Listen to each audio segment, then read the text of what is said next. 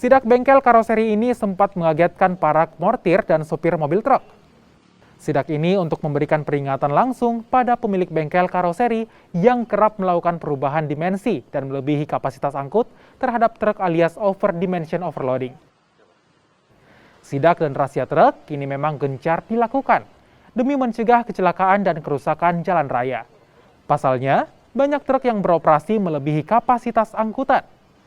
Perubahan atau modifikasi sebenarnya diperbolehkan, hanya saja harus mengajukan permohonan uji tipe ulang sesuai aturan undang-undang atau PP tentang kendaraan. Kita lakukan upaya baik preventif dan represif. Nah, represifnya kita sekarang masih kita fokus ke jembatan timbang. Artinya nanti kalau ada yang terjadi di jembatan timbang dan secara kasat mata kelihatan pelanggarannya dan secara nanti teknisnya juga kelihatan di situ, pasti akan kita lakukan upaya penindakan. Penindakannya seperti apa? Nanti kita lakukan penilangan dan tentunya juga upaya kita meminta lagi normalisasi.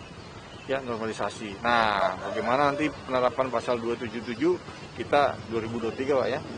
Atau sudah mulai jalan?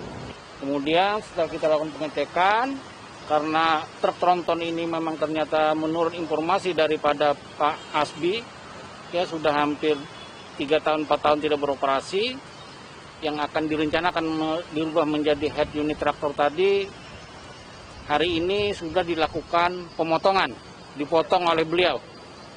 Ya, baik itu sasisnya, kemudian transmisinya juga sudah dicabut, ya, sehingga yang tadinya berniat untuk dijadikan atau dirubah menjadi head unit traktor tidak jadi.